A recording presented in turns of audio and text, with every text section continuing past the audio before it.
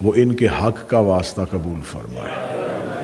ہمیں معرفت معصومین، مودت آل محمد، ولایت علی بن ابی طالب، عزاداری حسین اور انتظار حجت نصیب فرمائے. ان دعاؤں کی قبولیت کے لیے دروس سارے حضرات مل کے بابا سے بلند پڑھے. اللہم صلی علی محمد. ایک دعا کی اور زحمت فرمائیں گے. ہمارے برادر ذاکر اہل بیت یہ بیمار ہیں، شہزادی کی عزت کا صدقہ میرا مالک انہیں کلی صحت عطا فرمائے، ان کا سایہ ان کی اولاد کے سر پہ قائم اور دائم فرمائے. اجازت ہے ذکر شروع کیا جا سکتا ہے کیونکہ ماہ مبارک شعبان المعظم ہے، تو موضوع جو ہے وہ ہمیشہ ماحول اور موسم کے مطابق ہوتا ہے. یہ شعبان اللہ کے مہینوں میں سے واحد مہینہ ہے جس کی تقریباً ہر رات ہی لیلۃ القدر ہے، جس کی ہر رات پہ کوئی نہ کوئی قرآن نازل ہوا ہے، جس کی یکم شعبان سے نزول انوار شروع ہوا، اور جس رات کے ہم قریب تھے وہ 15 شعبان ہے، جو ہم نے بہت تھوڑی سی ہی مدت پہلے، تھوڑے سے لمحات پہلے ہم اس رات سے گزرے ہیں. تو اس رات کے بارے میں یہ جملہ یہ کہوں گا کہ ایک اردو کی ضرب المثل مشہور ہے کہ امید پر دنیا قائم ہے، وہ جس امید پر قائم ہے وہی قائم ہے. پاک سید عزت ہے، وہ جس امید پر دنیا قائم ہے، مولا حسین، وہ جس امید پر دنیا قائم ہے اصل میں وہی قائم ہے. یا علی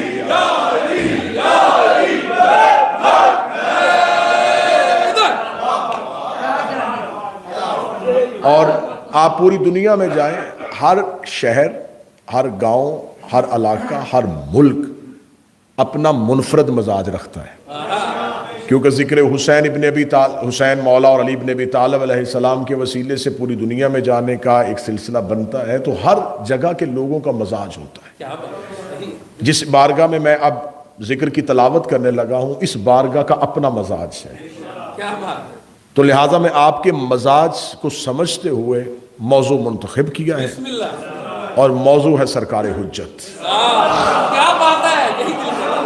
اسی موضوع پہ گفتگو کرتے ہیں. خداوند متعال نے قرآن مجید میں ارشاد فرمایا هو الذی ارسل رسله بالهدى ودین الحق، وہ اللہ وہ ہے جس نے ارسال کیا، بھیجا اپنے رسول کو دین حق دے کے. میرے اللہ جب تو نے دین کہہ دیا تھا تو حق کیوں کہا؟ خدا نے کہا دین کہہ دیتا تو ہر کوئی کہتا میرے دین کی بات ہے، لہٰذا خدا نے کہا وہ رسول آیا ہے صرف دین لے کے نہیں، دین حق لے کے آیا لِیُظْہِرَہُ عَلَى الدِّینِ کُلِّہ، تاکہ وہ اپنے دین کو تمام ادیان پر غالب کرے. وَلَوْ کَرِہَ الْمُشْرِکُونَ، چاہے یہ بات مشرکوں کے لیے ناگوار ہی کیوں نہ ہو، وہ اس بات کا برا ہی کیوں نہ منائے، لیکن وعدہ پروردگار ہے کہ ایک دن حق کا دین باقی دینوں پر غالب آئے گا. خدا نے کہا کہ میرا دین جو حق کا دین ہے یہ باقی دینوں پر غالب آئے گا. آیت قرآن میں موجود ہے، اتری رسول پہ تھی، رسول 11 ہجری 28 صفر کو دنیا سے ظاہراً چلے گئے. جاتے ہوئے رسول یہ آیت ہمیں بتا گئے کہ اللہ نے کہا ہے کہ دین دینوں پر غالب آئے گا. آج ہم بیٹھے ہوئے ہیں 2023 میں، آپ مجھے بتائیں کہ کیا آج دین اسلام باقی دینوں پر غالب ہے؟ کیا دنیا میں باقی دین ختم ہو گئے اور کیا ہر طرف اسلام ہی کا بول بالا ہے؟ اگر ہر طرف اسلام کا بول بالا نہیں تو نبی تو آنے کوئی نہیں.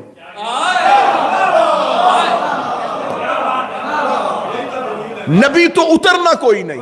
خدا نے قرآن میں وعدہ کر دیا ہے کہ میں دین کو دینوں پر غالب کروں گا. میرے مالک یا تو کہہ دیتا کہ میں کوشش کروں گا کہ غالب کروں، تو نے کہا میں نے کرنا ہی کرنا ہے، اور جو تو کہہ دے وہ تو کر دیتا ہے. نبی دنیا سے چلے گئے، آیت آج بھی قرآن میں ہے۔ اب مسلمانوں کے پاس دو رستوں میں سے ایک رستہ ہے، دونوں میں سے مرضی کا چنو۔ یا تو آیت قرآن سے واپس لے لو کہ یہ دعویٰ پروردگار تھا ہی نہیں، یہ اللہ کا دعویٰ ہی نہیں ہے، کیونکہ یہ دعویٰ آج کے ماحول میں سچا ثابت نہیں ہو رہا۔ آج کوئی یہودی کہے گا تمہارے قرآن میں آیت ہے کہ دین دینوں پر غالب آئے گا، تمہارا اسلام تو غالب ہی نہیں ہے، بتاؤ قرآن کی صداقت کہاں جائے گی؟ یا تو قرآن کی صداقت پہ انگلی اٹھانی پڑے گی یا ماننا پڑے گا کوئی آئے گا جو دینوں کو غالب کرے گا۔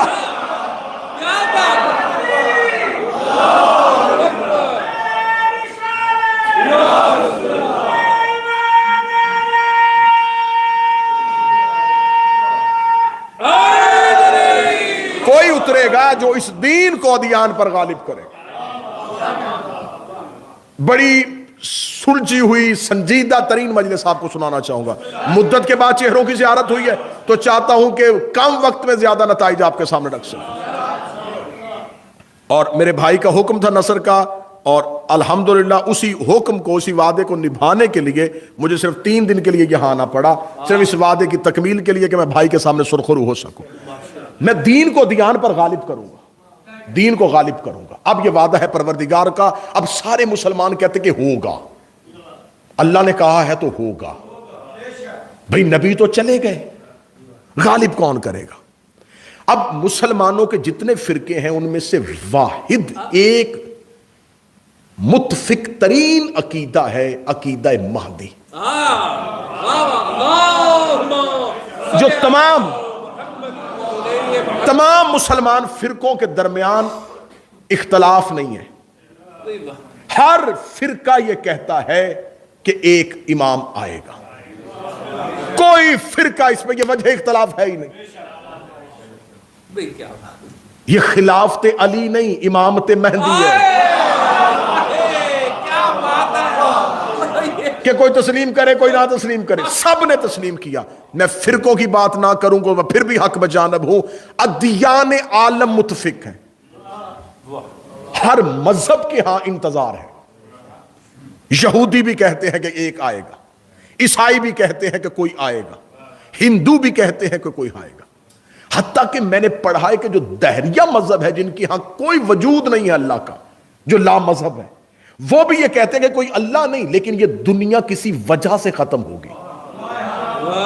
یعنی کہ وہ امام کا نہیں، وجہ کا انتظار کر رہے ہیں۔ لیکن تمام ادیان، تمام مسالک، پوری کی پوری انسانیت متفق ہے کہ اس دنیا کے ختم ہونے سے پہلے کوئی آئے گا۔ اب میں ادیان عالم پہ جاؤں گا تو بہت لمبی بحث چلی جائے گی، یہ تقریر اشروں پہ محیط ہو جائے گی۔ اس کو بالکل سمیٹتے ہوئے ایک مجلس پہ لے کے آنا ہے تو میں ادیان سے نکل کے اسلام کے دائرے میں آتا ہوں۔ مذہب اسلام کے جتنے فرقے ہیں، شیعہ کے علاوہ، دیکھیں میں نے کبھی بھی منبر پہ یہ نہیں کہا کہ شیعہ فرقہ ہے، یہ دشمن کا لفظ ہے، دشمن کو جچتا ہے۔ شیعہ فرقہ نہیں، شیعہ مذہب ہے۔ فرقہ کہتے ہیں گروہ کو، فرقہ کہتے ہیں کسی مرکز سے ٹوٹی ہوئی شاخ کو۔ شیعہ باقی فرقوں کی طرح فرقہ نہیں، شیعہ عین مذہب ہے، شیعہ ہی اسلام ہے۔ یہ باقی شیعت سے ہٹے ہوئے فرقے ہیں۔ شیعہ کو فرقہ نہیں کہنا، شیعہ کو فرقہ نہیں کہنا کہ ہم شیعہ فرقے سے تعلق رکھتے ہیں، نہیں، شیعہ مذہب سے تعلق رکھتے ہیں، ہم عین مذہب ہیں۔ ہمارے مذہب کے علاوہ جتنے بھی فرقے ہیں ان کے ہاں بھی ہے کہ امام مہدی کا ظہور ہوگا، لیکن فرق ہے دونوں عقائد میں۔ وہ میں فرق کھول کے بیان کروں گا تاکہ 2 جمع 4 اور بالکل دودھ کا دودھ پانی کا پانی ہو۔ ہمارے ہاں ہے کہ وہ آ چکے ہیں اور اب ان کا ظہور ہو۔ ان کے ہاں ہے کہ نہیں، آنا انہوں نے ہے، کیونکہ ان کے ہاں ترمذی میں اور سیاہ میں یہ متفق ترین حدیث ہے کہ نبی نے کہا تھا کہ آخری زمانے میں میرا ایک بیٹا آئے گا جس کا نام میرے نام کے ساتھ ملتا ہوگا۔ اچھا یا رسول اللہ، اگر یہی بتانا تھا تو آپ کا تو ایک ہی نام ہے، آپ یہی بتا دیتے کہ نام کیا ہے۔ لیکن رسول نے یہ نہیں کہا کہ یہ نام ہوگا، فرمایا اس کا نام میرے نام سے ملتا ہوگا، اور وہی زمانے میں آئے گا اور دنیا کو عدل اور انصاف سے بھرے گا جیسے وہ ظلم اور جور سے بھر چکی ہو۔ اب یہ ان کے ہم متفق متواترہ صحیح اسناد کے ساتھ حدیث موجود ہے۔ اب انہوں نے آ کے اس حدیث میں تھوڑی سی اپنی طرف سے ایڈیشن کیا ہے، وہ کہتے ہیں آنا ہی اس نے ہے جس کا لقب مہدی ہے، لیکن وہ ابھی پیدا ہوں گے، پھر جوان ہوں گے، اور پھر وہ زمانے کے سامنے ظاہر ہوں گے، لہٰذا ان کے ہاں کہ امام مہدی جو ہے انہوں نے ابھی پیدا ہونا ہے۔ ہم کہتے ہیں کہ وہ آ چکے ہیں، انہوں نے ظاہر ہونا ہے۔ اب میں شیعہ سے نہیں، میں اپنی قوم کو دلیل دینے لگا ہوں، اور دلیل اتنی وزنی دینے لگا ہوں کہ اس میں سوال اٹھے گا ہی نہیں۔ آپ پوچھئے گا کہ آپ کے ہاں امام مہدی کا تصور ہے، وہ کہیں گے ہے، وہ دنیا میں آ چکے۔ نہیں نہیں نہیں، یہ شیعوں کا عقیدہ وہ دنیا میں آ چکے، ہمارا عقیدہ ہے کہ وہ پیدا ہوں گے۔ اچھا تو ان کا لقب کیا ہے؟ مہدی۔ تو آپ انہیں امام مہدی کہتے؟ جی ہم امام مہدی کہتے۔ تو جو پیدا ہوا ہی نہیں وہ امام کیسے؟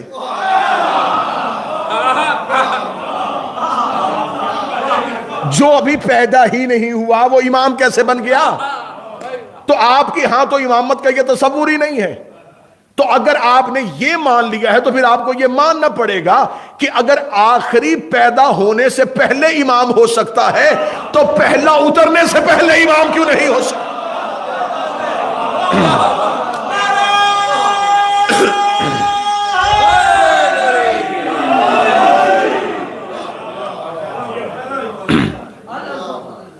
وہ یہ کہتے ہیں کہ جی وہ دنیا میں آئیں گے، دنیا میں اتریں گے۔ اب ان کے پاس جب میں نے ان کے علماء سے بحثیں کی، جب ہماری ابحاث ہوئیں تو ہم نے ان سے پوچھا کہ جب آپ کے ہاں یہ حدیث بھی ہے اور ہمارے ہاں بھی یہ حدیث ہے تو ہمارے ہاں نام بھی ایک ہے، ایک ہی نام ہے، اور یہ بھی نہیں کہ آپ کہیں کہ وہ کسی اور نسل سے ہوں گے، نسل بھی ایک، خاندان بھی ایک، ہماری مشترکات زیادہ اکٹھی ہیں، لیکن ایک چیز پہ آپ اختلاف کر رہے ہیں کہ نہیں وہ پیدا ہوں گے۔ اس کی وجہ کیا ہے؟ وہ کہتے ہیں ہمارے پاس وجہ یہ ہے کہ یہ آپ شیعوں کی بات ہے، کیسے ہو سکتا ہے کہ کوئی اتنی دیر زندہ رہے؟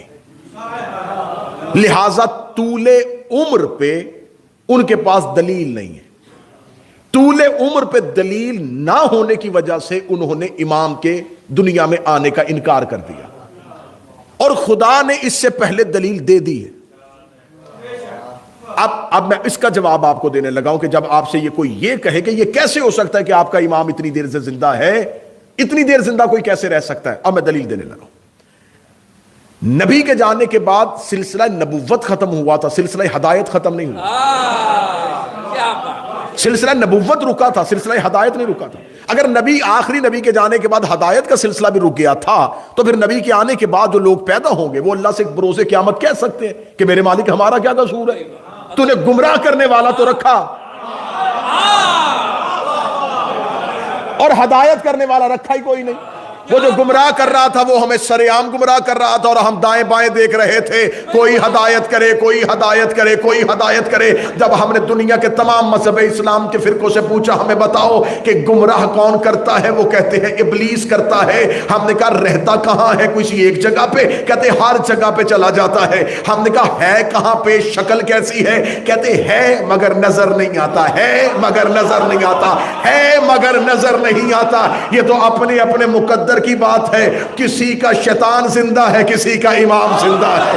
کسی نے شیطان کی غیبت کو مان لیا اور امام کی غیبت کو نہ مانا۔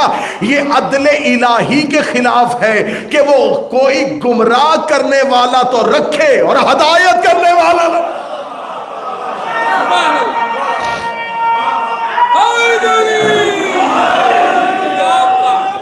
بسم اللہ۔ اگر کوئی گمراہ کر رہا ہے اور نظر نہیں آ رہا تو کوئی ہدایت بھی کر رہا ہے اور نظر نہیں آ رہا۔ اور یہ بالکل خلاف عقل عقیدہ ہے کہ کوئی چیز نہ ہو، نظر نہ آئے تو اس کے نہ ہونے کی دلیل ہے۔ کسی کا نہ نظر آنا اس کے نہ ہونے۔ مذہب اسلام کی 98% عقائد وہ ہے جو نظر نہیں آ رہا ہے۔ تمہارا اللہ ہے، تمہیں جنت میں جانے کی خواہش ہے، تمہیں جہنم کا خوف ہے، تمہیں فرشتوں پہ یقین ہے، تمہیں کوثر پہ پہنچنا چاہتے ہو، تو تمہارے اسلام میں تو عقائد کثرت کے ساتھ وہ ہیں کہ جو ہیں اور نظر نہیں آ رہے.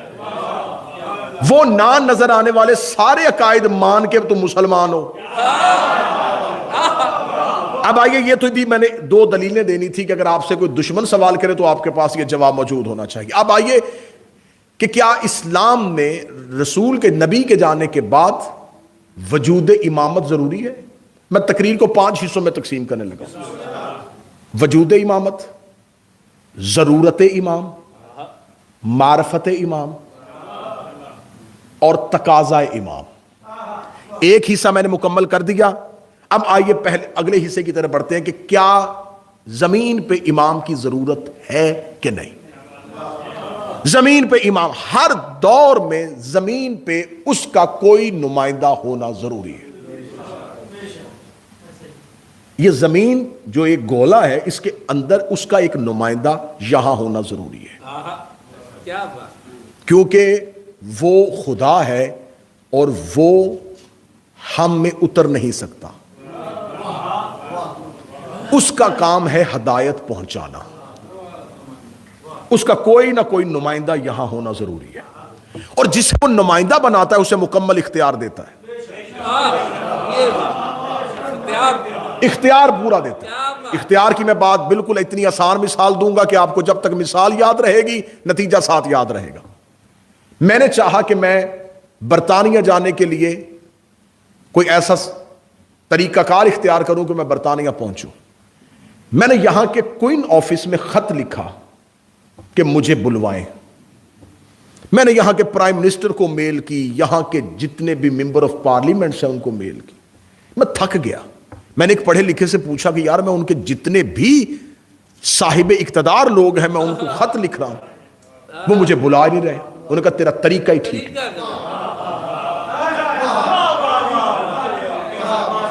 میں نے کہا پھر کون بلوائے گا؟ انہوں نے کہا تیرے ملک میں ان کا ایک نمائندہ بیٹھا ہے,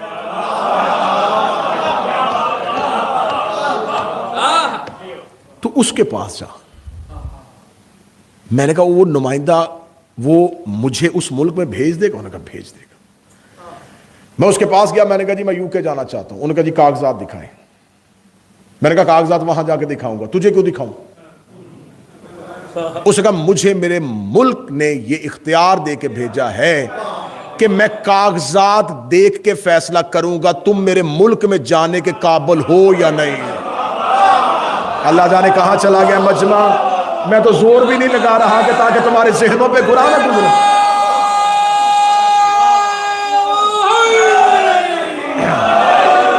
کیا تو ہمارے ملک میں جانے کے قابل ہے کہ نہیں ہے؟ اپنا ٹریول ریکارڈ لگا. کسی ملک نے تیرا ویزا ریفیوز تو نہیں کیا؟ اگر کیا ہے تو کسی وجہ سے کیا ہوگا. وہ وجہ بتا کیوں کیا تھا. اپنی پوری ہسٹری ہمیں بتا, کہاں کہاں گیا تھا. میں نے کہا اتنے کاغذات تو فیصلہ کرے گا؟ اس نے کہا میں فیصلہ کروں گا. میں نے کہا میں تو اسے فیصلہ کرواؤں گا نہیں. اس نے کہا جا کے دکھا. میں نے کہا میرے پاس ڈگریاں ہیں, میں نے ادیب عربی کیا, میں نے فاضل عربی کیا, میں نے اسلامیات میں ماسٹر کیا, میں نے کامرس میں بیچلر کیا, میرے پاس اتنی ڈگریاں وہ ساری دیکھ. اس کا یہ ساری ڈگریاں میں دیکھوں گا, فیصلہ پھر کروں گا. اس کا مطلب ہے کہ کاغذ نہ یہاں کے پرائم منسٹر نے دیکھے, نہ یہاں کے صاحبان اقتدار نے دیکھے, کاغذات دیکھے وہاں بیٹھے ہوئے ان کے نمائندے نے. خدا نے کہا میں نے زمین پہ اپنا ایک نمائندہ بنایا ہے, تم نے اپنے اعمال اس کے سامنے پیش کرنے ہیں. نمازیں سیدھی میری طرف نہیں بھیجنی, میں نے امام بٹھایا ہوا ہے. میرے مالک قرآن سے کوئی دلیل دے کہ ہم نے اپنے اعمال امام کو دکھانے ہیں. خدا نے کہا جتنی مرضی ٹکرے مار, جتنا مرضی بھوکا رہے, جتنے مرضی میرے گھر کے طواف کر, میں قیامت والے دن آواز دے کے کہوں گا یوم نادو کل اناس بامامہم, اٹھاؤ انہیں ان کے امام کے نام پہ.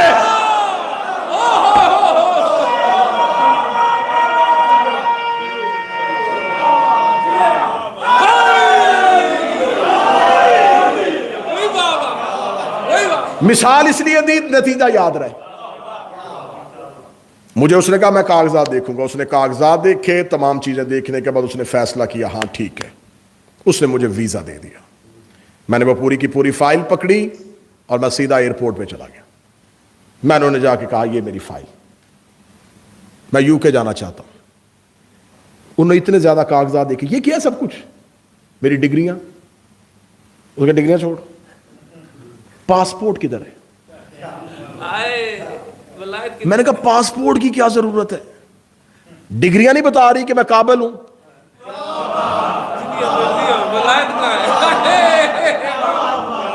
اس ملک کے نمائندے نے میرے کاغذات دیکھ کے مجھے ویزا دے دیا ہے۔ انہوں نے کہا پاسپورٹ کہاں ہے؟ بغیر پاسپورٹ کے تو سفر نہیں کر سکتا۔ جو یہاں کے بچے بیٹھے ہیں جا کے دیکھنا، پاسپورٹ کو عربی میں کہتے ہیں جواز۔ اب اٹھاؤں سنی کتاب پڑھوں ایک صحابی کی روایت، اس کا قیامت تک کوئی بندہ پل صراط پار نہیں کرے گا جب تک علی کی محبت کا جواز نہیں ہوگا۔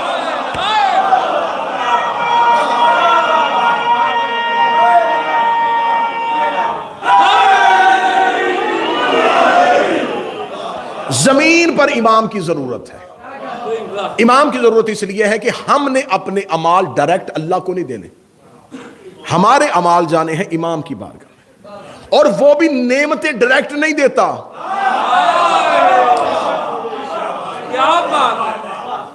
وہ بھی امام کے حوالے کرتا ہے۔ دیتا وہی ہے، دیتا وہی ہے، دیتا ان کے وسیلے سے۔ لہذا امام جو ہے وہ صرف ہماری مجبوری کا نام نہیں، توحید کو بھی ضرورت ہے امام کی۔ امامت ضرورت انسان نہیں، ضرورت توحید ہے۔ اللہ چاہتا ہے کہ وہ، لہذا وہ خدا اپنی نعمتیں اس تک پہنچاتا ہے کیونکہ اس نے فیض پہنچانا ہے۔ بات مشکل ہوگی لیکن مجھے آپ کی سماعتوں پہ بڑا یقین ہے، بات سمجھیے گا۔ زمین کا ایک ریت کا ذرہ، ایک چیونٹی کا منہ اور ایک چھوٹا سا پتا بغیر اس کے فیض کے لمحہ نہیں گزار سکتا۔ کیا بات ہے! بحیثیت خالق یہ اس کا فرض ہے کہ وہ اپنی ہر مخلوق تک اپنا فیض پہنچائے۔ یہ اس کا فرض ہے کہ وہ فیض پہنچائے۔ اب اس نے فیض پہنچانا ہے امام کے ذریعے، فیض آئے گا امام کے پاس، امام آگے مخلوقات تک وہ فیض پروردگار پہنچائے گا۔ اب میں اس کی ایک اتنی اچھی یہیں پہ ایک دلیل دینے لگا ہوں۔ میں آپ کو ابھی مجلس پڑھتے ہوئے جب خطیب یا ذاکر کہتا جی درود پڑھیں، آپ کیا درود پڑھتے ہیں؟ اللہم صلی علی محمد وعلہ۔ یہ درود ہم نے کہاں لیا؟ اس قرآن سے۔ قرآن سے حکم کہاں آیا؟ خدا قرآن میں کہتا ہے ان اللہ وملائکۃ یصلون علی النبی یا ایھا الذین آمنوا صلوا علیہ وسلموا تسلیما۔ بے شک ما صلی علی محمد وعلہ، بے شک میں اللہ اور میرے ملائکہ، میں اللہ بھی درود پڑھتا ہوں۔ چھوٹی جنتری سے لے کے بڑی کتاب صحیفہ سجادیہ اٹھا کے دیکھا، اس میں لکھا درود عبادت ہے۔ سب کا عقیدہ ہے درود عبادت ہے، اور خدا کہہ رہا ہے کہ میں کرتا ہوں۔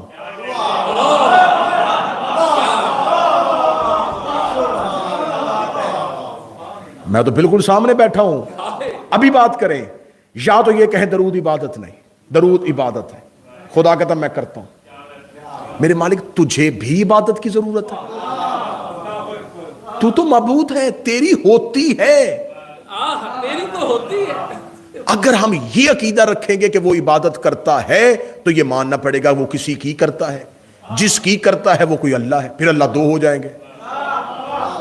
اللہ بھی ایک رکھنا ہے، آیت بھی ماننی ہے، درود بھی پڑھنا ہے، تینوں چیزوں میں سے چھٹی کسی چیز میں نہیں ہونی۔ اللہ بھی ایک ماننا ہے، آیت بھی قرآن کی ہے، درود بھی ہم نے پڑھنا ہے۔ بچنے کا رستہ کہاں ہے؟ دلیل کہاں ہے؟ خدا کہتا ہے ان اللہ و میں اور میرے فرشتے پڑھتے ہیں، تم بھی پڑھو، ایسا ہی یہ آیت۔ ہم نے اس آیت کے تناظر میں خدا نے کہا تم پڑھو، ہم نے آگے سے کیا پڑھا؟ اللہم صلی علی محمد وعلہ۔ ترجمہ کرواؤ تو رابی صاحب سے کرواؤ، کسی عالم دین سے کراؤ۔ خدا نے کہا درود پڑھو، ہم نے کہا اللہم صلی علی، اے میرے اللہ تو پڑھ۔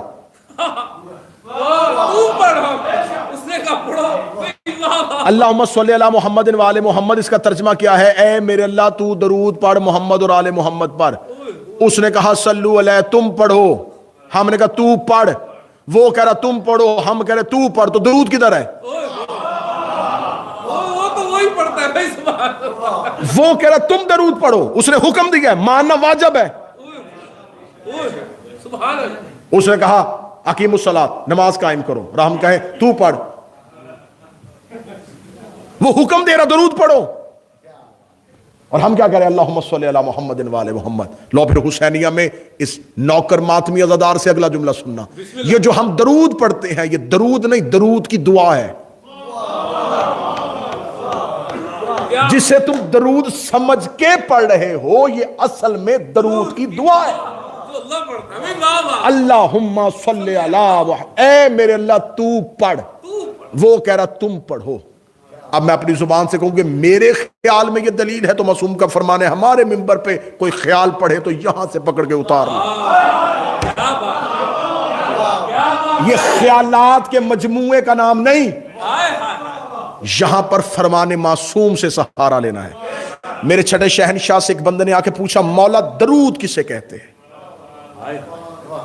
مولانا نے فرمایا درود ہے اصل میں خالق سے فیض لینے کا نام۔ سنیے گا سمجھیے گا، بول پڑیں گے تو نتیجہ ضائع ہو جائے گا، کیونکہ انسان جب بولتا ہے تو دماغ کام نہیں کر رہا ہوتا، لہٰذا تھوڑی دیر کے لیے بالکل سکوت اختیار کیجئے گا لیکن جملہ وصول کیجئے گا۔ اصل درود کیا ہے؟ فرمایا خدا کہہ رہا تم پڑھو، ہم نے کہا تو پڑھ۔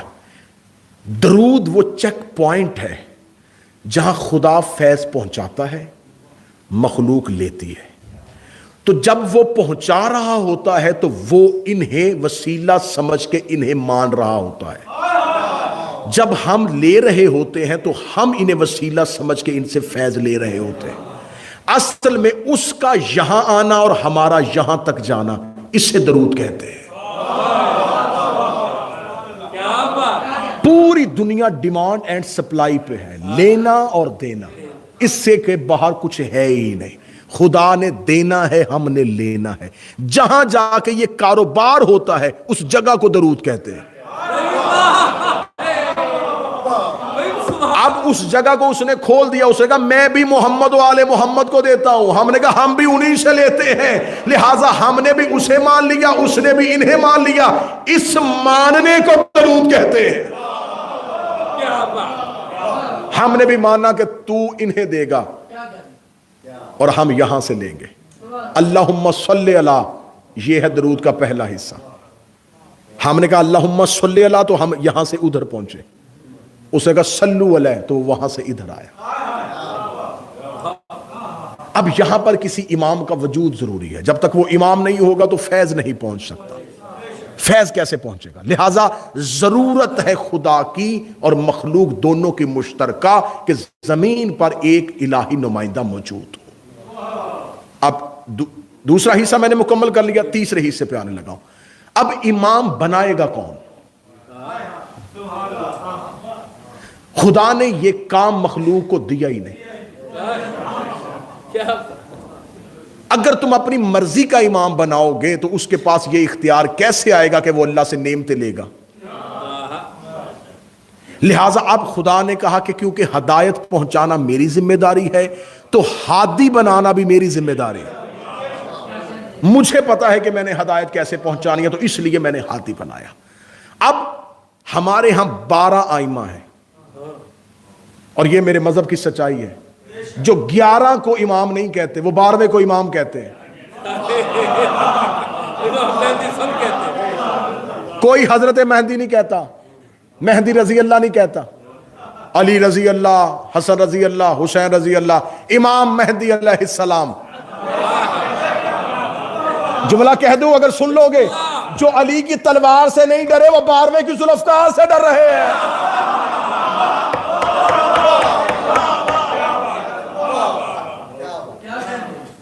یہ ہے 12ویں کی ذوالفقار۔ چھٹے شہنشاہ کا ایک نوکر تھا، اس کا نام تھا حشام، میرے مولا اس کے شاگرد رکھتے تھے۔ اس دور میں ایک بہت بڑا مناظر مشہور ہوا، عمرو بن عبیدہ، بڑا مشہور ہو گیا جی، یہ اتنی بہتر دلیل دیتا ہے کہ کوئی اس کے سامنے منہ ہی نہیں کھولتا۔ عمرو بن عبیدہ نے چھٹے امام کے دور میں یہ عقیدہ پھیلا دیا کہ زمین پہ امام کی ضرورت نہیں ہے، ضرورت ہی نہیں ہے امام کی، اور اس نے اپنے اس دعوے پہ دلیل کیا دی؟ اس نے کہا دیکھو نبی ختم ہو گئے، نبوت کا سلسلہ رک گیا، اور خدا نے آخری آیت بھیج دی، الیوم اکملت لکم دینکم، میں نے اپنا دین مکمل کر دیا. جب خدا نے دین مکمل کر دیا، نبی بھی مکمل کر دیے، تو اب امام کی کیا ضرورت ہے؟ جب دین مکمل ہی ہو گیا تو امام کون سا دین لے کے آئے گا؟ لہٰذا اس کی اس دلیل پہ لوگ منحرف ہو گئے اور اس کے عقیدے کے قائل ہونے شروع ہو گئے. اب عمرو بن عبیدہ جو تھا، اس کا یہ فاسق عقیدہ مشہور ہونا شروع ہو گیا. اس نے امام صادق کو مناظرے کا چیلنج کر دیا. اب امام خود اس کے سامنے جاتے تو یہ امامت کی توہین تھی. امام نے کہا ہشام اس سے مناظرہ کر کے. ہشام گیا اور ہشام نے جا کے اس سے کہا کہ مناظرہ کرتا ہوں، بتا. اس نے کہا تو مجھے بتا کہ زمین پہ امام کی ضرورت کیسے ہے؟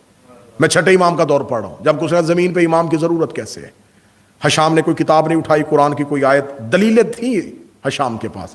ہشام نے اگلے ہی لمحے فوراً سوال کیا. ہشام نے کہا میرا سوال کا جواب دے. تیرے جسم میں آنکھیں ہیں؟ اس نے کہا ہے. کان ہے؟ زبان ہے؟ ہاں بالکل ہے. ہاتھ ہے. پاؤں ہے.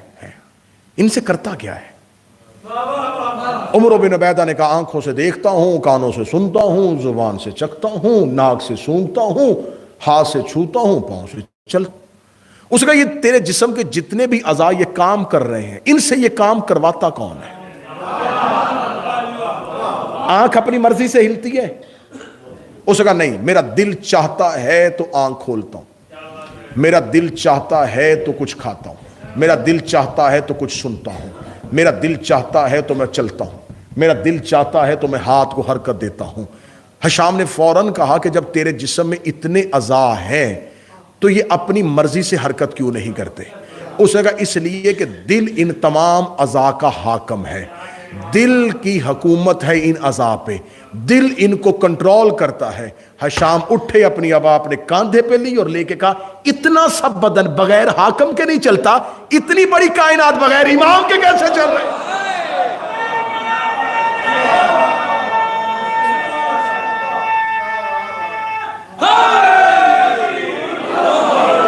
ہشام نے کہا جیسے تیرے جسم کے اعضاء ہیں ویسے ہی کائنات میں سورج، چاند، زمین، آسمان، بادل ہیں. ان میں سے نہ سورج اپنی مرضی سے طلوع ہو سکتا ہے نہ چاند. اگر یہ ساری چیزیں بغیر کنٹرول کرنے والے کے ہوں اور انہیں اپنا اختیار دے دیا چاہے تو جب جی چاہے سورج آ جائے، ادھر سے چاند چل پڑے، سورج اور چاند اکٹھے ہو جائیں، تو یہ نظام کیسے چلے گا؟ کوئی ہے جو سورج کو حکم دیتا رک اب، چاند کو حکم دیتا اب آ، بادل کو حکم دیتا اب برس، زمین کو حکم دیتا ہے اب اناج دے. امام نے فرمایا جیسے تیرا دل تیرے اعضاء کو حکم دیتا ہے ویسے ہی میرا امام کائنات کو حکم دیتا ہے. ہشام کی دلیل اتنی مضبوط تھی، عمر بن عبیدہ خاموش ہوا. ہشام مناظرہ جیتا، امام کی بارگاہ میں گیا، قدموں پہ ہاتھ رکھے، مولا مناظرہ جیت گیا. امام نے کہا مجھے بتاؤ جو دلیل دے کے آیا ہے پڑھی کہاں سے تھی؟ کیا لگا مولا تیری عزت کی قسم نہ پڑھی نہ سنی. امام نے کہا دی کیسے؟ اسے کہا جو ہی اس نے سوال کرنا شروع کیا میں نے آنکھیں بند کر کے کہا میرا مولا میری مدد کرنا. میں نے اتنا کہا جواب میری زبان سے شروع ہو گیا. امام نے کہا قسم ہے اس پروردگار کی جسے مجھے سچا امام بنایا ہے، جو ہی تو نے مجھے پکارا تھا روح القدس نے یہ جواب تیری زبان پہ ایسے جاری کیا جیسے خدا نے قرآن میں توحید کے منکروں کو جواب دیا.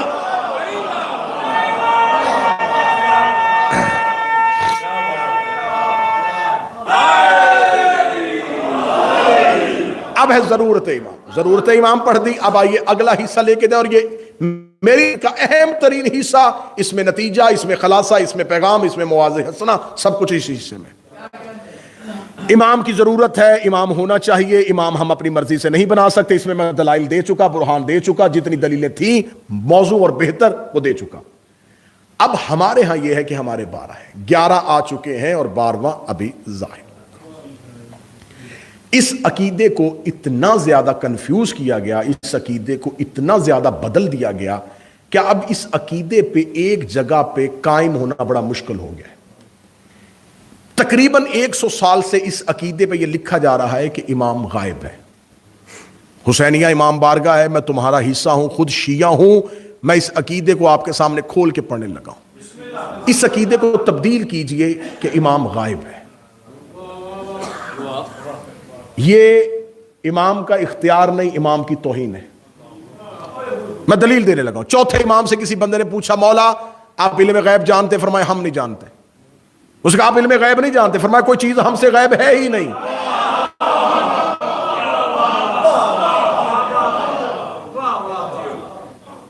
اگر پاکستان کے تعلیمی نصاب کو آپ نے دیکھا ہوا ہے تو انگلش تعلیمی نصاب میں بھی یہ ہوتا ہے متضادات، اپوزٹ. دن، سورج، مشرق، حاضر، غائب جو ہے وہ حاضر کا متضاد ہے. جو چیز غائب ہوتی ہے وہ حاضر نہیں ہوتی. لفظ بڑا بہترین دینے لگا ہوں، بڑا ہی بہترین دینے لگا ہوں، اس کو وصول کیجئے گا. امام کا حضور ہو چکا ہے، ظہور باقی ہے.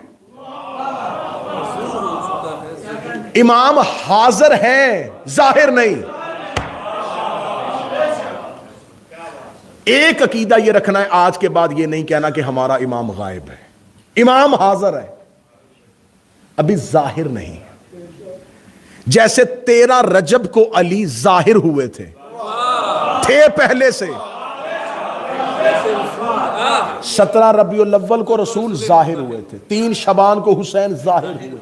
ان کا ظہور باقی ہوتا ہے، حضور موجود ہے.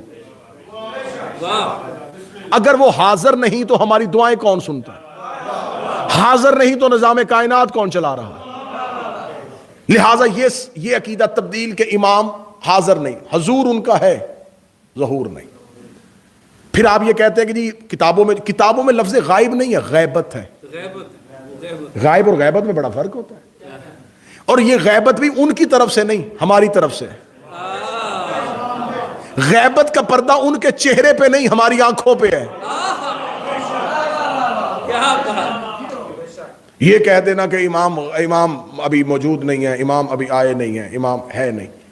اب ہم سے جواب پوچھنے والے ہمارے عقیدے کے کہتے تمہارا امام ہے تو وہ سامنے کیوں نہیں آتا؟ اس امام کا کیا فائدہ جس سے سوال ہی کوئی نہ پوچھا جا سکے؟ اس امام کا کیا فائدہ جس سے بات ہی نہ کی جا سکے؟ جب نبی نے مکہ چھوڑا، ہجرت کی، تو رسول سیدھا مدینے نہیں آئے. شیعہ سنی تمام کتابیں کہتی ہیں رسول پہلے غار میں رکے، جس کا نام غار ثور. جو مکے کے مشرک تعاقب کر رہے تھے وہ تعاقب کرتے کرتے غار کے دہانے پہ پہنچے. جب وہ غار کے بالکل منہ پہ پہنچے تو خدا نے قدرت کے ساتھ وہاں پر ایک بیری کا درخت پیدا کیا. مکڑی نے جالا بن دیا، کبوتری نے گھونسلے میں انڈے رکھ دیے. مشرک جب پہنچے انہوں نے وہ 3 چیزیں دیکھی، انہیں یقین ہو گیا اس میں محمد نہیں. کیوں؟ انہوں نے کہا اتنی جلدی بیری کا درخت، مکڑی کا جالا، کبوتری کے انڈے، یہ اس بات کی دلیل ہے اس کے اندر کوئی نہیں. یہ کون تھا؟ اپنے دور کا پہلا محمد. پہلا محمد 3 دنیاوی پردوں کے اندر گیا اور مشرکوں نے نہیں پہچانا. میں جملہ پھر واپس لینے لگا اور پھر بدل دینے لگا ہوں. پہلا محمد 3 دنیاوی پردوں میں چھپ جائے تو مکے کے مشرک نہیں پہچانتے. آخری محمد توحید کے حجابوں میں چھپ جائے تو آج کے منکر کیسے پہچان سکتے؟ کیا بات ہے! اللہ اکبر! یا رسول اللہ!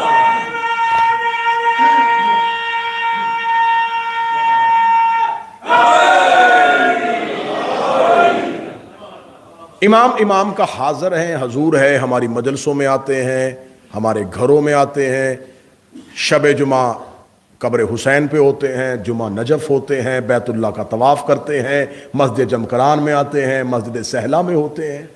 تو اگر وہ غائب ہے تو ان جگہوں پہ کون آ رہا ہے؟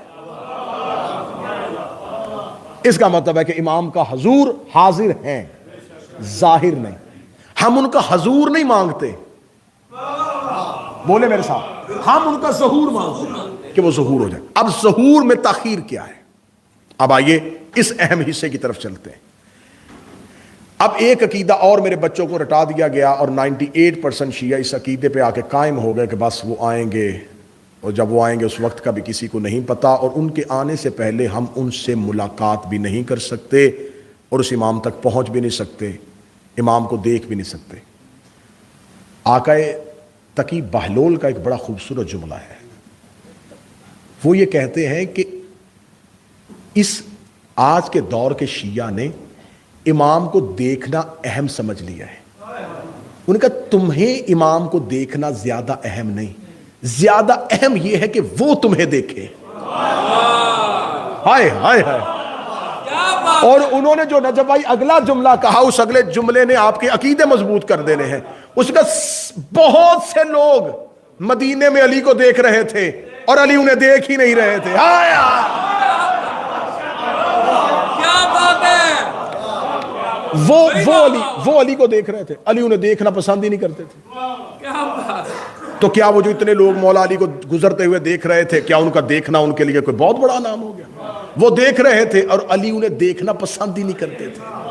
زیادہ اہم یہ نہیں ہے کہ تم امام کو دیکھو, زیادہ اہم یہ ہے کہ وہ تمہیں دیکھیں. زیادہ اہم یہ نہیں ہے کہ تم ان سے ملو, زیادہ اہم یہ ہے وہ تم سے ملے.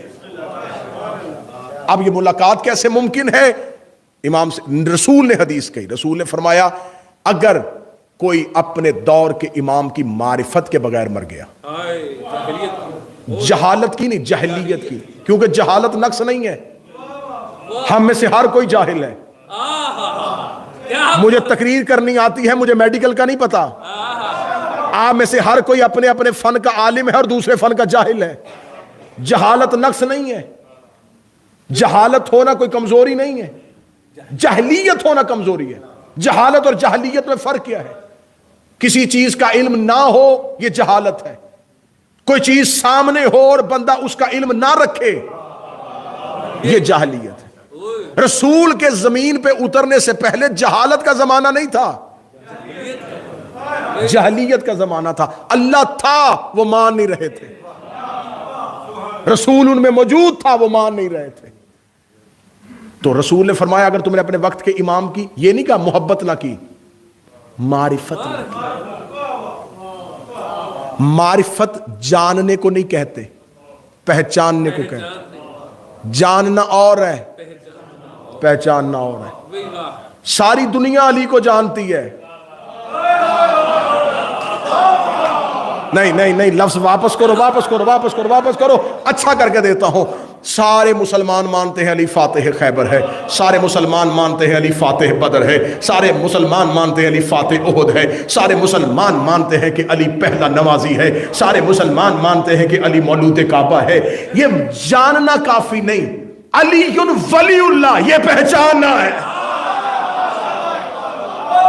فاتح خیبر ہے یہ جاننا ہے, ولایت علی پہچاننا ہے, سیدہ خاتون جنت ہے یہ جاننا ہے, فتح بی بی کا حق ہے یہ پہچاننا ہے. حکم جاننے کا نہیں, حکم پہچاننے کا. جاننا اور ہے, پہچاننا اور ہے. میرا خیال ہے کہ میں نے اتنی اچھی دلیل دے دی تھی کہ 100% مجمع کو سمجھ آنا چاہیے تھا, لیکن 15% مجمع ابھی بھی چپ ہے. میں ان کے لیے اب اس سے بڑی دلیل دینے لگا ہوں. 9 لاکھ حسین کو جان رہے تھے, 72 پہچان رہے. 9 لاکھ جانتے تھے یہ حسین ہے, علی کا بیٹا ہے, رسول کا بیٹا ہے, مدینے میں رہتا ہے. جاننا فائدہ نہیں دیا, پہچان. اب آپ کہیں گے کہ معرفت تقاضا کیا رکھتی ہے, پہچانتے کیسے ہیں؟ میری قوم کے بچوں یہ بات ذہن میں رکھنا کہ معرفت کا پہلا تقاضا یہ ہے کہ وہ دنیا سے بے نیاز کرتی ہے. کیا بات ہے. میری 22 سال کی خطابت میں مجھے ایک روایت نہیں ملی کہ سلمان نے علی سے کہا ہو کہ مجھے اچھا سا گھر بنوا دے, کیا بات, مجھے کمبر کی جائیداد دکھاؤ. یہ شاہی چھوڑ کے نوکریوں میں آئے ہیں, نوکری میں آ کے بادشاہی نہیں کی. معرفت کیا ہے, معرفت سمجھانے لگا. مجھے مدینے میں سلمان کا گھر دکھائیں, مجھے کمبر کی جاگیر دکھائیں, مجھے فضہ کے باغات دکھائیں, زمین پہ ان کی پراپرٹی دکھائیں, زمین پہ ان کا امام سے مانگنا دکھائیں. حضرت ابو ذر کا نام جندب بن جنادہ تھا. ابو ذر لقب دیا تھا رسول نے. ابو ذر, ذر کہتے ہیں دولت کو, دولت کا مالک. نبی نے کہا تھا ابو ذر اور اپنا گھر نہیں تھا، اپنا گھر نہیں تھا. اور حضرت ابو ذر ایک دن مدینے کے باہر بیٹھے ہوئے اور ہاتھ میں ایک چھڑی پکڑی ہوئی ہے، اس کے ساتھ بیٹھے ہوئے 4 لوگ قریب سے گزرے. ان میں سے ایک نے رکے یوں حضرت ابو ذر کو دیکھا، کہنے لگا اسے مدینے کے لوگ ابو ذر کہتے ہیں اور اس کا گھر ہی کوئی نہیں ہے. کیا فائدہ ملا تجھے علی کو ماننے سے؟ وہ دیکھ اس نے اس کو مانا، اس نے اتنا وظیفہ دیا، اس نے اسے مانا، اس نے اس کو اس شہر کا حاکم بنا دیا، اس بندے نے اس کو مانا، اس نے اسے اتنی جاگیر دے دی. تو نے علی کو مانا، گھر بھی علی نے نہ دیا. اتنا کہنا تھا، ابو ذر نے فوراً اپنی چھڑی کو اٹھایا اور اٹھا کے کہا مستغنب ولایت امیر المومنین السماء و جند الارض. علی نے ابو ذر کو اتنا غنی کیا ہوا ہے، جب چاہو اس چھڑی سے آسمان زمین پہ اتار لو.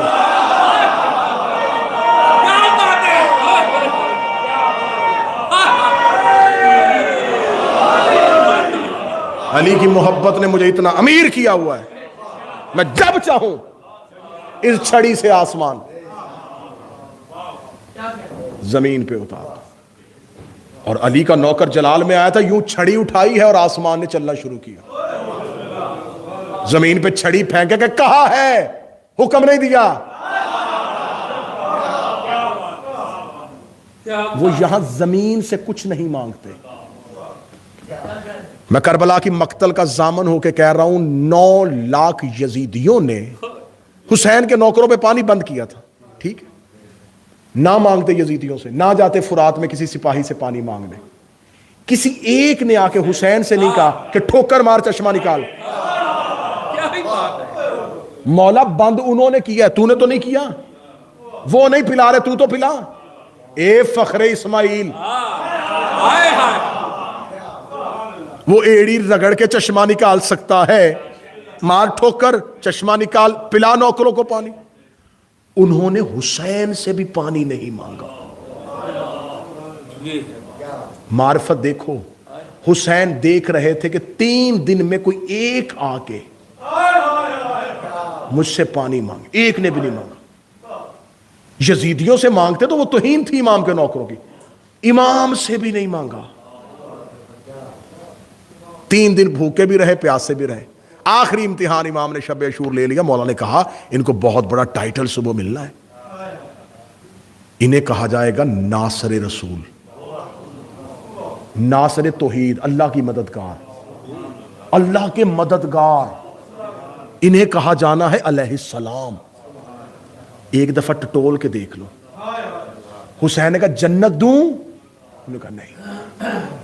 جو امام سے جنت بھی نہ مانگے، یہ ہے معرفت کا درجہ. یہاں محبت ہے، معرفت نہیں. میں ہمیشہ ممبروں پہ کہتا ہوں، آج پھر دہرا دیتا ہوں، میں نے آج تک علم پہ چراغ منت کا دیکھا ہے، محبت کا نہیں دیکھا.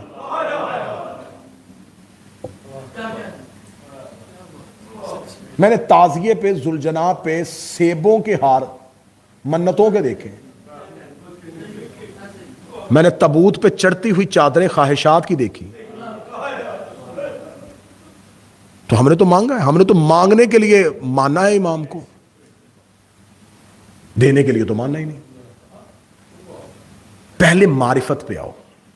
معرفت بے نیاز کرتی ہے، چیزوں سے بے نیاز کر دیتی ہے. امام کو لالچ میں نہیں ماننا جاتا. لالچ میں امام کو ماننا ہے تو صرف جاننا ہے، پہچاننا نہیں.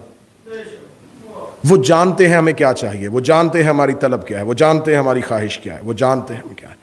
اپنی محبت سامنے رکھ کے یہ نہ کہو کہ یہ ہماری محبت پڑی ہے، یہ دے. یہ معرفت نہیں ہے. اب میں نے جو جملہ کہا تھا کہ 98% شیعوں کا یہ کہہ کے عقیدہ خراب کر دیا کہ تم امام سے مل ہی نہیں سکتے، ملاقات ہی نہیں ہے. میں اس پہ دلیل ایک آخری دینے لگا اور میں آج کی گفتگو تمام کرنے لگا ہوں. اللہ میرے بھائی نصر کے والد محترم کے درجات بلند فرمائے، اور اس مجلس کے طفیل آپ جتنے بیٹھے ہیں، آپ تمام کے مرحومین کے درجات بلند. زندگی میں اگر امام سے ملاقات ممکن نہیں تو جو انسان جب مرتا ہے تو وہ امام کو دیکھتا کیسے ہے؟ یا تو پھر یہ عقیدہ کتابوں شیعوں کتابوں سے نکال دو کہ جو بھی مرے گا وہ علی کو دیکھے گا، مشرق میں ہو یا مغرب میں۔ تو جس نے زندگی میں علی کو نہیں دیکھا مرنے کے بعد کیوں دیکھا؟ انسان بھی وہی ہے، اعمال بھی وہی ہے، اب علی نظر کیوں آ رہا ہے؟ اس پہ دلیل دے دوں جی میں آپ کو کہ امام کو دیکھنا کیسے ہے، امام سے ملاقات کیسے ہے۔ دیکھیں اگر آپ کے پاس ایک ڈیوائس ہو نا، ایک ریڈیو ہو، ایک ڈیوائس ہو، تو اس وقت پڑھے لکھے نوجوانوں سے میں مخاطب ہوں، اس وقت بہت سی لہریں جو ہیں اس وقت یہاں پر موجود ہیں، اور آپ چاہتے ہیں کہ آپ ان میں سے کسی ایک لہر کو کیچ کریں اور اس کی آواز کو سنیں، تو آپ نے اپنی اس ڈیوائس کی فریکوینسی جو ہے اس کو سیٹ کرنا ہے اس لہر کے ساتھ۔ جیسے جیسے وہ فریکوینسی سیٹ ہوتی رہے گی، آواز کی ہلکی ہلکی جھلک آپ کے کانوں میں آئے گی۔ جو ہی وہ فریکوینسی پوری اسی نمبر پہ سیٹ ہو گئی، آواز کلیئر آنی شروع ہو جائے گی۔ امام کی آواز موجود ہے، ہماری فریکوینسی سیٹ نہیں ہے۔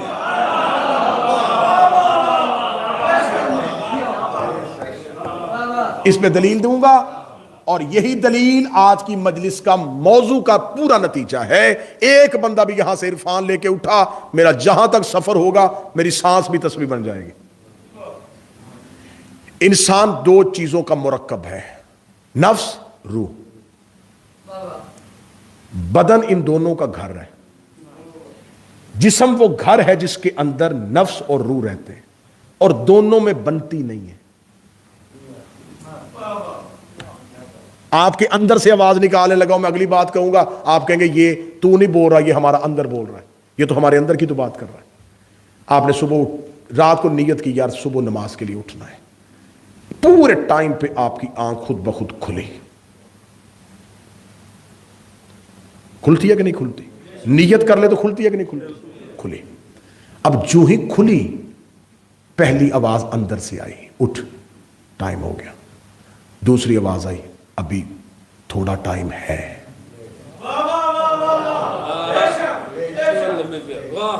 فوراً اگلی آواز آئی، پھر نیند آ جائے گی، پھر اٹھا نہیں جائے گا۔ پھر دوسری آواز آئی، نہیں اب اٹھ گیا ہوں۔ پھر اندر سے آواز آئی، اٹھ ہمت کر لے، پڑھ لے نماز، ٹائم جا رہا ہے۔ اگلی آواز پھر آئی، بستر گرم ہے۔ آج جسم میں ہلکی ہلکی درد بھی ہے، اور آخری تھپکی آئی، کل سے پڑھوں گا۔ یہ دو آوازیں کہاں سے آ رہی تھی؟ ایک نفس کی تھی، ایک روح کی تھی۔ نفس کو شیطان کنٹرول کرتا ہے، روح کو امام کنٹرول کرتا ہے۔ دو آوازیں آپ کے اندر تھیں، بار بار آپ نے اپنی فریکوینسی کو شیطان کی آواز پہ سیٹ کر دیا۔ جب وہ اس پہ سیٹ ہو گئی تو یہ آواز آنی بند ہو گئی۔ جب وہ امام کی آواز آنی بند ہو جاتی ہے تو پھر انسان کو گناہ کرتے بھی خوف نہیں آتا، کیونکہ روکنے والی آواز ہی نہیں، وہ شرمندہ کرنے والی آواز ہے ہی نہیں۔ آواز وہی ہے جو طاقت دے رہی ہے، کچھ نہیں ہوتا، جوان آدمی ہیں، ہو جاتی ہیں، خیر ہے، بڑی زندگی پڑی ہے معافیاں مانگنے کے لیے۔ یہ آواز اندر سے یہ نفس کی تھی۔ میری قوم کے نوجوانوں، میری قوم کے بچوں، انسان کے اندر جتنی خواہشات پیدا ہوتی ہیں یہ نفس کی ہے۔ مولا علی سے کسی بندے نے کہا یا علی کو نسخہ بتائیں سکون آ جائے، فرمایا خواہشات تھوڑی کر۔ کیا نسخہ ہے، کیا نسخہ؟ بے سکونی آتی ہے خواہشات بڑھانے سے۔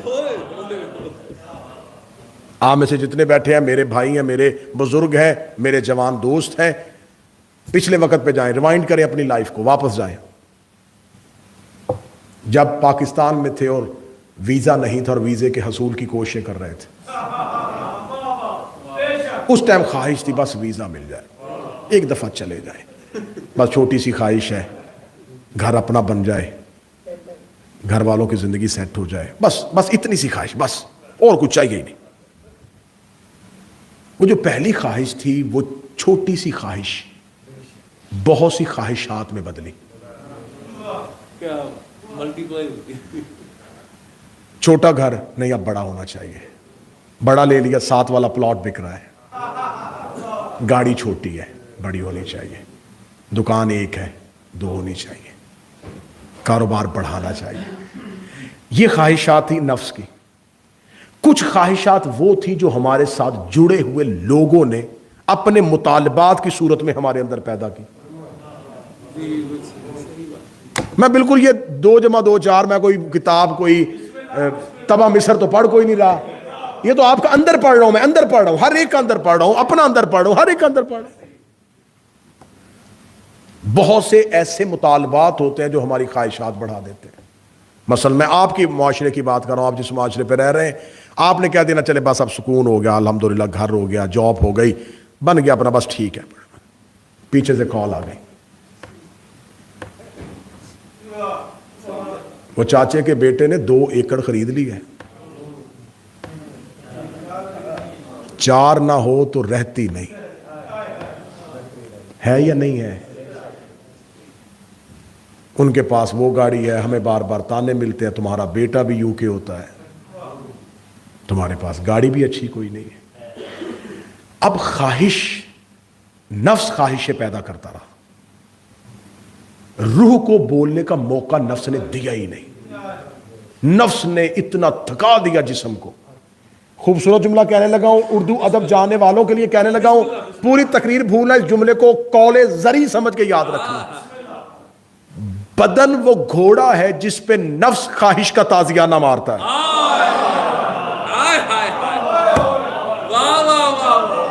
बदन सवारी है जिस पे नफ्स सवार होता है, ख्वाहिशों के चाबक मारता है। बदन थकता, ख्वाहिशें पूरी करने के लिए ये कर, ये कर, ये कर, ये कर, ये कर, ये कर, इतनी ख्वाहिशों में मगन हुआ कि वो जिस बदन ने ख्वाहिशों की तकमील के लिए कोशिश की, अब वो लागर हो गया, अब वो कमजोर हो गया, अब ज्यादा काम नहीं होता, अब 8 घंटे जॉब नहीं हो रही, अब गाड़ी नहीं चला सकता, अब आंखों की नजर ठीक नहीं रही, अब बदन बड़ा खराब हो गया है, अब नींद नहीं आती, अब ब्लड प्रेशर कंट्रोल में नहीं रहा, अब हार्ट का मसला हो गया है। अब वो नफ्स जिसने बदन जवानी के आलम में दौड़ाया था, वो बदन थकता थकता थकता नफ्स के सामने गिर गया। अब नफ्स उससे कुछ नहीं कह रहा और वो बदन बिस्तर पे बीमार पड़ा है। रूह की सुनी नहीं, नफ्स ने टिकने नहीं दिया। एंड क्या हुआ? कुल्लु नफ्सिन ज़ाइक़ातुल मौत। वो जिस नफ्स ने सारी जिंदगी दौड़ाया था, वो बदबख्त मर गया। रूह नहीं मरी, नफ्स मर गया। नफ्स मरता गया, ख्वाहिशें खुद ब खुद मर गई। अब वो मरा हुआ ये नहीं कह रहा मुझे बेहतर जगह पे गुस्ल देना, अब वो एक बेजान गोश्त का टुकड़ा है। अमीर से अमीर बंदा भी मर गया तो मैंने आज तक कोई ऐसा वाकया नहीं सुना कि उसे घर के बेडरूम में उसके अपने बेड पे गुस्ल दिया गया। वो जिसने सारी जिंदगी कमाया था, उसके गुस्ल के लिए फट्टा मस्जिद से आता है, और वो मस्जिद में उसने दिया है जिसने बाप के नाम पे खैरात की है।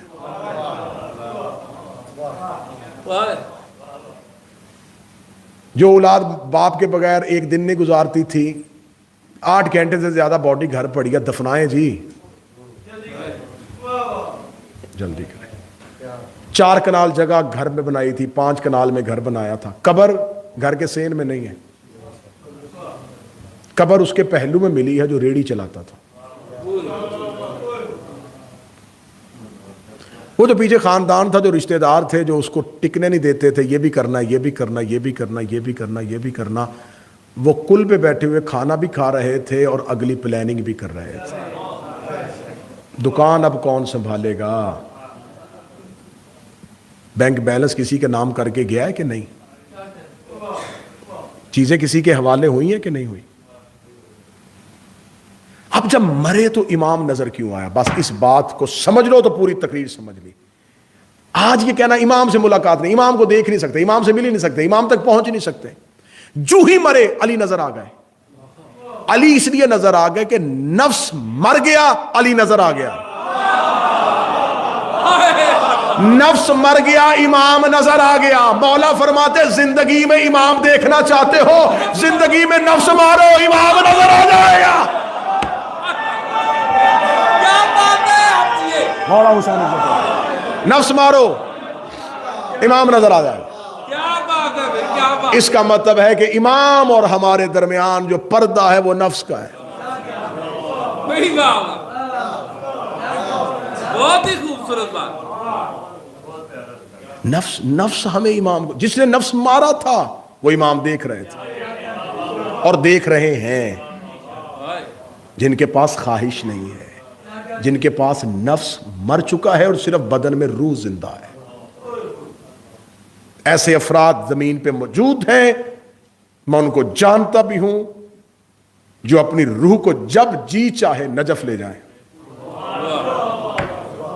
اسے کہتے ہیں طی الارض، زمین کے فاصلے سمیٹ لینا. کیسے ہوتا ہے میں بتا دیتا ہوں، فارمولا دیتا ہوں. آپ سوتے ہیں، سوتے ہوئے آپ نے خواب دیکھا کہ خواب ہے ایک بازار میں آپ دوڑ رہے ہیں اور کوئی شخص آپ کے پیچھے لگا ہوا ہے.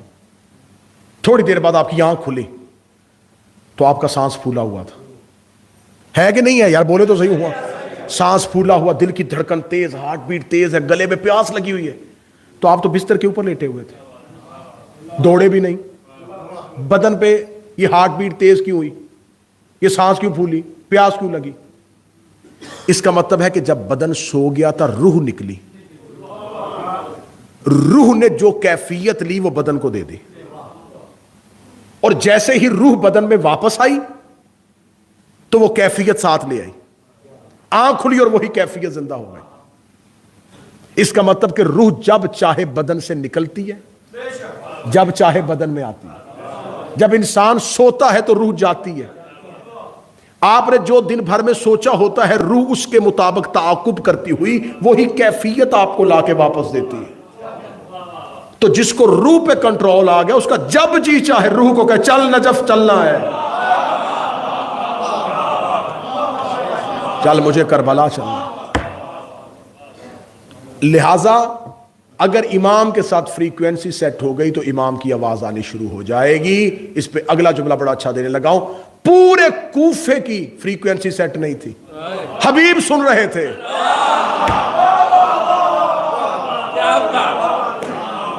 صحیح سن رہے تھے. عابس شاکری سن رہا تھا، نافع بن ہلال سن رہا تھا. اس کا مطلب یہ نہیں ہے کہ امام سے ملاقات ممکن نہیں. ملاقات ممکن ہے لیکن ملاقات کا طریقہ ہونا چاہیے. اس کے لیے دو چیزیں ہیں، ایک تو معرفت امام ضروری ہے اور ایک نفس کو مارنا.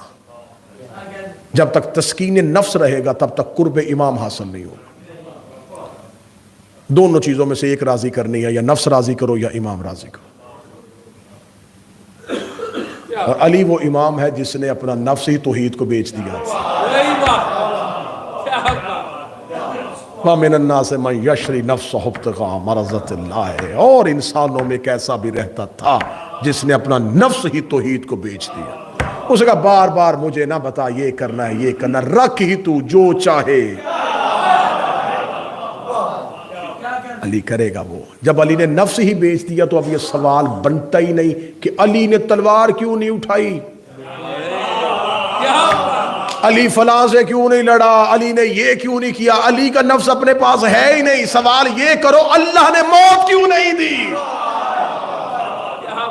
اللہ نے اسے مارا کیوں نہیں. کیونکہ علی کا نفس اللہ کا نفس ہے.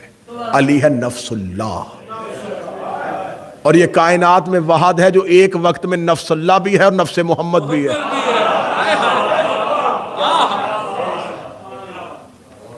لہذا امام کی ملاقات ضروری بھی ہے، موجود بھی ہیں، امام تک پہنچنے کے رستے بھی ہیں، امام تک جایا بھی جا سکتا ہے. ملاقات با امام زمانہ پہ کتابیں لکھی ہیں. حسن ابتہی کی 2 جلدوں پہ کتاب ہے، اردو میں ٹرانسلیٹ ہو چکی ہے. ملاقات با امام زمانہ، کن کن لوگوں نے کن کن حالات میں کیسے کیسے سرکار صاحب العصر سے ملاقات کی.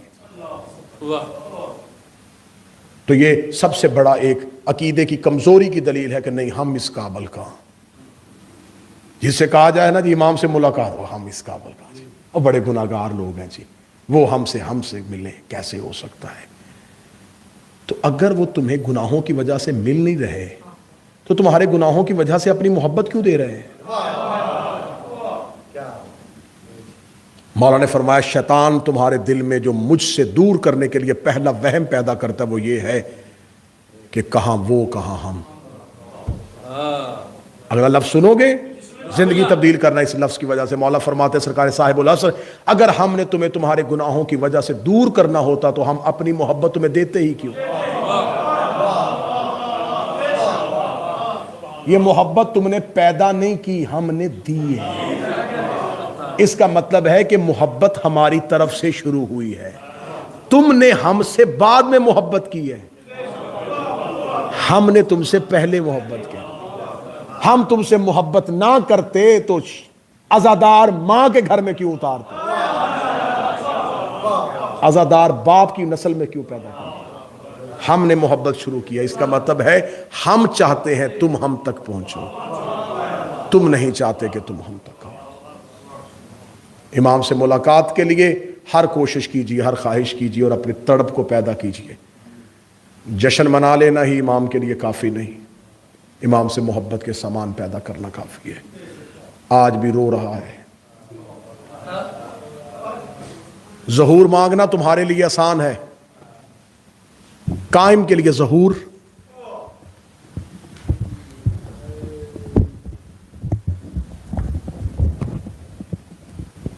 میرے آقا و مولا چاہتے ہیں جلد از جلد ظہور ہو. اس لیے دعائے ظہور پڑھنے کا تاکید اس لیے کی گئی ہے کہ زیادہ سے زیادہ امام کے ظہور کی دعا کرو، کیونکہ امام کے ظہور کی دعا اصل میں امام کے دل کی صدا ہے.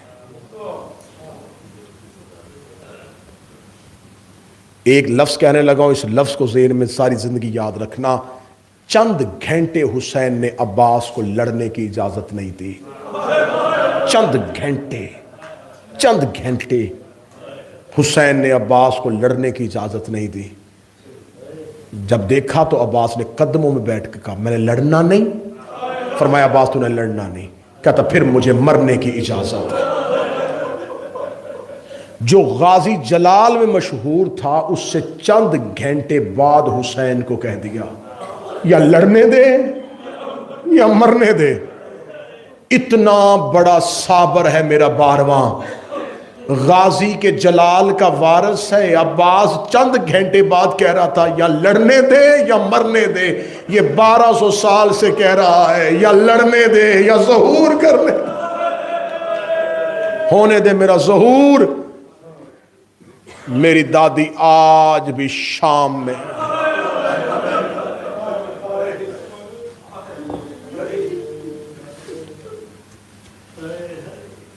سیدوں کا قبرستان ایک جگہ پہ نہیں،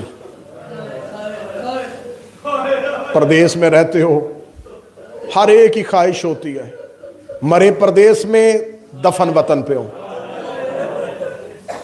جیسے جیسے موت نظر آتی ہے ساتھ بیٹھنے والے کو وصیت منظرشہ شروع کر دی جاتی ہے. میں مر جاؤں مجھے وطن پہنچا دینا.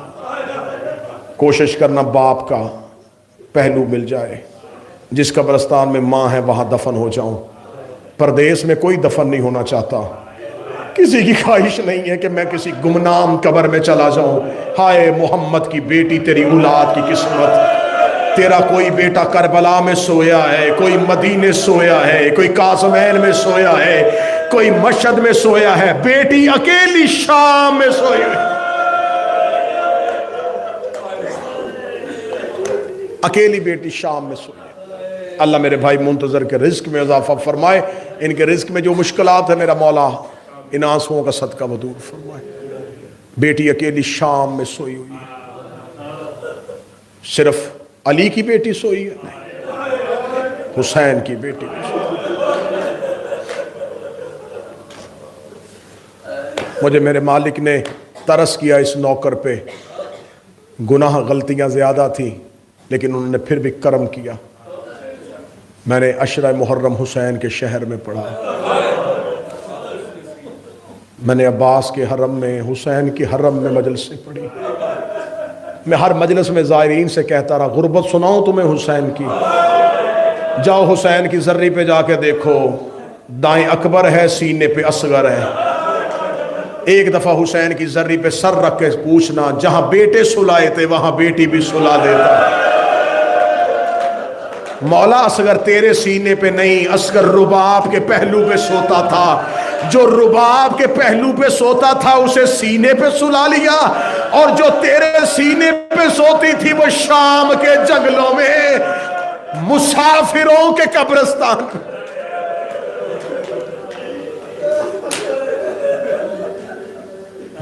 بڑا مصائب ہے 12ویں کی غیبت۔ اگر تم نے 12ویں کا مصائب پڑھنا ہو نا، 12ویں کا مصائب زیارت ناہیہ پڑھنا۔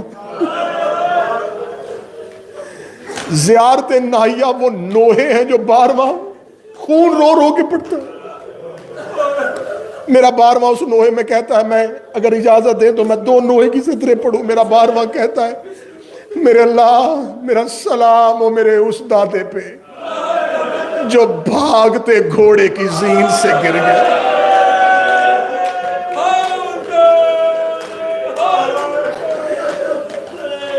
12ویں کے نوحہ پڑھنے لگا ہوں۔ میرا 12واں کہتا، میرا سلام حسین کے اس بیٹے کو جس کا شباب برچھی کھا گئی۔ ایک سطر ایسی ہے جس سے مومن کا دل پھٹ جائے گا۔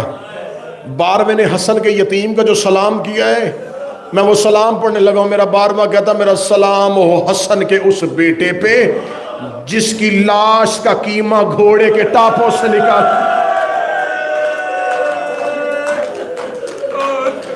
میرا سلام میری اس دادی پہ جس کے ہاتھ پسے گردن باندھے گا۔ یہ نوحہ تم سن کے رو رہے ہو، وہ پڑھ کے کتنا روتا ہو۔ ہمارے شیعہ مذہب کا بہت بڑا نام تھے آیت اللہ آقا مرعشی نجفی۔ آج بھی کم میں ان کی لائبریری ہے، زائرین وہاں جاتے ہیں کتابیں دیکھتے ہیں۔ مرعشی نجفی کی لائبریری میں ایک کتاب ہے مکاشفات مرعشی۔ مرعشی کے وہ مکاشفات جو انہوں نے کشف اپنی زندگی میں کیا تھا، آئمہ سے ملاقات کی تھی، وہ جو اماموں سے ملاقات کی اس کے واقعات اس میں انہوں نے لکھے ہیں۔ وہ قلمی نسخہ ہے، پرنٹ نہیں ہوا ہاتھ سے لکھا ہوا ہے۔ اس میں جو حصہ ہے نا مکاشفات مہدی، کہ جب امام زمانہ سے ملاقات کی تو کیا مکاشفہ کیا، اس میں انہوں نے کہا جب میں نے 12ویں سے ملاقات کی تو میں نے دیکھا میرا شہنشاہ مصلی عبادت پہ اور مٹھی بند تھی۔ امام تھوڑی دیر بعد ہاتھ کو کھولتے اور آنکھوں سے خون جاری ہو جاتا۔ کہتا میں نے مولا کو ان کا واسطہ دے کے کہا، مولا مجھے بتائیں آپ کے ہاتھ میں کیا ہے۔ آگے مرعشی کہتے ہیں 12ویں نے اپنی مٹھی کھولی تو مجھے لوہے کی 3 میخیں نظر آئے۔ اب جس نے اب بھی ماتم نہ کیا تو جان اور تیرا 12واں امام جانے۔ جب مجھے لوہے کی میخیں نظر آئیں میں نے قدموں پہ سر رکھ کے کہا، مولا مجھے بتا سکتا ہے یہ میخیں کون سی ہیں؟ فرمایا مرعشی یہ وہی لوہے کی میخیں ہیں جو بطول کے پہلو میں چلی گئی تھی، اور میری جدہ دروازے پہ کھڑی تھی جب دروازہ گرا۔ کتنا روتا ہے کربلا جا کے، کتنا روتا ہے شام جا کے، کتنا روتا ہے میرا 12واں کربلا کے صحراؤں میں۔ جو کربلا کے زائر بیٹھے، بس آخری روایت پڑھ کے ممبر چھوڑنے لگا ہوں۔ آخری روایت سننا، کربلا جانے والے زائرین میری گواہی دینا۔ کربلا میں جہاں پر حرم حسین، حرم ابوالفضل العباس، مقام علی اکبر، مقام علی اصغر، ٹیلہ زینبیہ، خیمہ گاہ، وہاں پر ایک زیارت ہے مقام صاحب الزمان۔ فرات کا کنارہ ہے، دریا فرات کا کنارہ، وہاں مسجد، مقام صاحب العصر والزمان۔ علماء کہتے ہیں یہ وہ جگہ ہے جب 12واں کربلا آتا ہے، اس جگہ پہ 12واں رکتا ہے۔ یہاں سے میرے آقا قبر حسین کی طرف پیدل چلنا شروع کرتے ہیں۔ وہ جو روڈ ہے، وہ جو سڑک ہے، اسے کہتے ہیں شاہراہ سدرہ۔ سدرہ کہتے ہیں بیری کو۔ قبر حسین پہ ایک بیری کا درخت تھا جس کی چھاؤں میں تھی حسین کی قبر۔ ظالم متوکل کے دور میں وہ بیری کاٹ دی گئی تھی۔ مشہور تھا قبر حسین کا رستہ، کیونکہ حسین کی قبر کا نام لینا منع تھا۔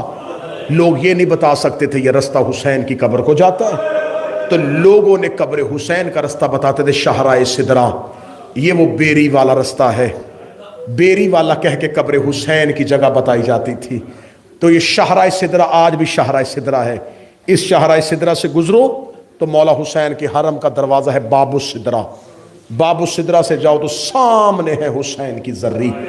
علماء کہتے ہیں کہ آج بھی میرا بار میں آقا و مولا سرکار ولی العصر مقام صاحب العصر والزمان پہ تشریف لاتے، وہاں سے ننگے سر ننگے پاؤں بدن کو گریبان کو کھولے ہوئے آستینوں کو پلٹتے ہوئے چہرے کا ماتم کرتے ہوئے میرے آقا و مولا اس جگہ سے گزرتے ہیں، اس سڑک سے گزرتے ہوئے وہاں جاتے ہیں۔ اگر کربلا جاؤ، میں نے پچھلا پورا سال حسین کے حرم میں گزارا، میں نے یہ محرم سفر میں نے اپنی زندگی کا زیادہ وقت حسین مولا کے شہر میں گزارا ہے۔ میں تمہیں عمل دے کے جا رہا ہوں، رات آدھی سے زیادہ ڈھلی ہو، آدھی سے زیادہ ڈھلی ہو، اکیلے ہوٹل سے نکلنا، مقام صاحب الزمان میں جانا، 2 رکعت نماز پڑھنے کے بعد اپنا دایاں پاؤں اٹھانا اور چلتے ہوئے نظریں جھکا کے صالح بن وہاب پر لعنت کرتے ہوئے تسبیح کرتے جانا ایک ایک قدم پہ، اللہم لن صالح بن وہاب۔